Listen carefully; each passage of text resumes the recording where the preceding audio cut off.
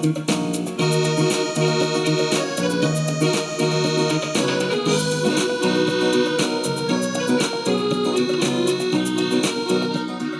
सभी विश्वासियों को यीशु सच्ची आकांक्षा के इस भाग में आप सभी का स्वागत है, जहां सुसमाचार के माध्यम से प्रभु यीशु हम सभी को अनंत जीवन प्रदान करते हैं। आज का सुसमाचार सन्मति के अध्याय 10 वाक्यांश 7 से 15 से लिया गया है। क्रिस्त में प्यारे विश्वासियों, आज माता कलीसिया संत हेनरी को याद करती हैं। क्रिस्त में प्यारे विश्वासियों, आज के सुसमाचार में हम देखते हैं कि किस प्रकार प्रभु यीशु ने अपने 12 शिष्यों को ईश्वर राज्य के बारे में बताया।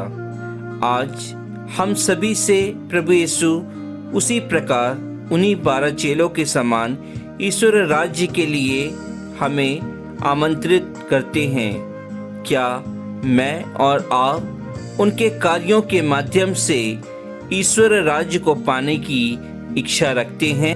प्रिय विश्वासियों, आज के सुसमाचार में प्रभु यीशु मसीह फिर हमसे एक बार वचनों द्वारा बात करते हैं। रोगियों को चंगा करो, मुर्दों को जिलाओ, कोढ़ियों को शुद्ध करो, नरक दूतों को निकालो। तुम्हें मुफ्त में मिला है, मुफ्त में दे दो। हाँ प्रिय विश्वासियों, प्रभु यीशु अपने शिष्यों को खाली हाथ ही नहीं भेजते हैं, बल्कि उनके आगामी जीवन में कुछ महत्वपूर्ण तथा ध्यान रखने योग्य बातें भी हमेशा सिखाते रहते हैं और आज भी हमें वचनों द्वारा वो सिखा रहे हैं। वे कहते हैं, लोगों को सुसमाचार सुनाओ, परंतु उनके बंधनों में मत बंधो।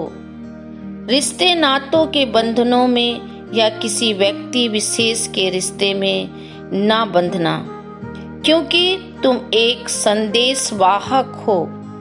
जो मैंने तुमसे कहा है तो तुम्हें उस कार्य को करना है, मुझ जैसा बनना है। जिस प्रकार मैंने ईश्वर के आज्ञाओं का पालन करके सुसमाचार का प्रचार किया, रोगियों को चंगा किया, कोढ़ियों को शुद्ध किया, पापियों के पापों को क्षमा किया, बहरों को सुनने के लिए कान दिया, उसी प्रकार के कार्य तुम्हें भी इस दुनिया में रहकर करना है।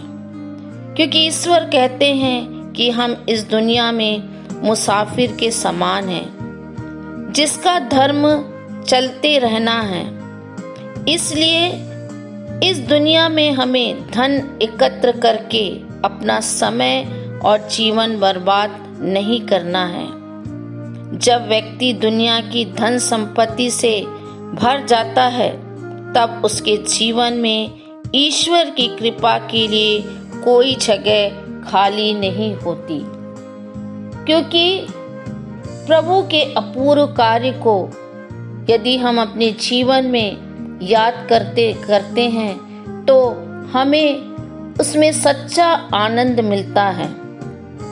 तो प्रिय विश्वासियों, प्रभु फिर एक बार हमें कहते हैं, जिस प्रकार उन्होंने अपने शिष्यों से कहा कि यदि तुम्हें एक नगर से तिरस्कृत किया जाए तो तुम दूसरे नगर में जाकर अपना नया घर बसाओ और मेरे कार्यों के लिए खड़े रहो।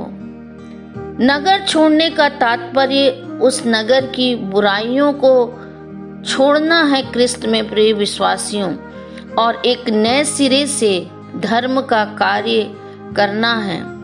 धर्म प्रभु यीशु मसीह के धर्म के सुसमाचार का प्रचार करना है। प्रिय विश्वासियों, इसलिए हमें आज एक प्रतिज्ञा लेना है कि हमें अपने बुराइयों को छोड़कर अपने परिवार की गंदगी से बाहर निकलकर आस पड़ोस में दीन दुखियों में निस्वार्थ भाव से प्रभु यीशु मसीह के सुसमाचार को बढ़ाना है।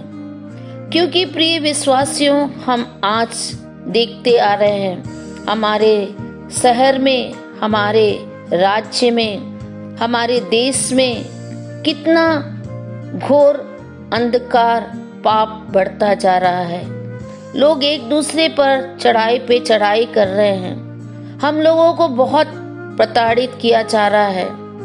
और इस समय जो हमारे देश की, शहर की और राज्य की स्थिति है, तो हमें अपने नगर में, अपने शहर में, अपने राज्य में और अपने देश में निस्वार्थ भावना से प्रतिदिन प्रभु यीशु मसीह का सुसमाचार किसी ना किसी में बांटना है, जिससे हमारे द्वारा अन्य लोगों का मन परिवर्तित हो सके और विश्वास में दृढ़ बने रह सकें।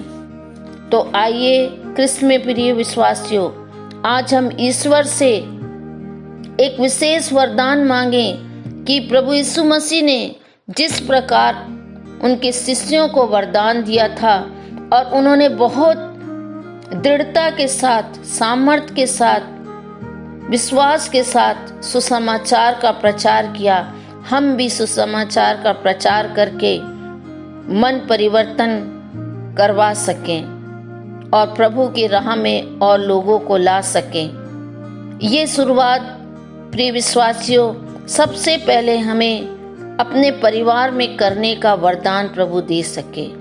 आमीन।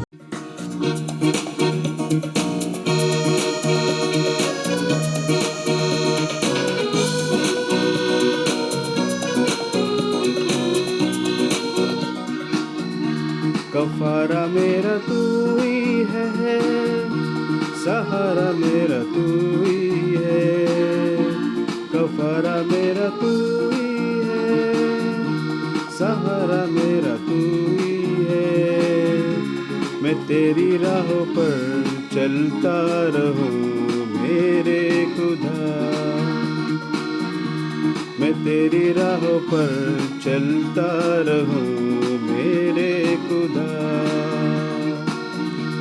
मेरे खुदा, मेरे खुदा, मेरे खुदा, मेरे खुदा।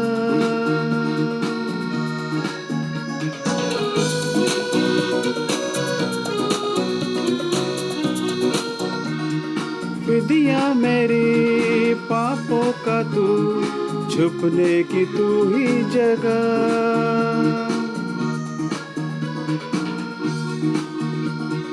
फिदिया मेरी पापों का तू, छुपने की तू ही जगह। राहों की तू है रोशनी, रुझान की ही शिफा। मसा से मुझे भर दे तू, लहू से मुझे धो दे तू। मसा से मुझे भर दे तू, लहू से मुझे धो दे तू। मैं तेरी राहों पर चलता रहूं मेरे खुदा, मैं तेरी राहों पर चलता रहूं मेरे खुदा, मेरे खुदा,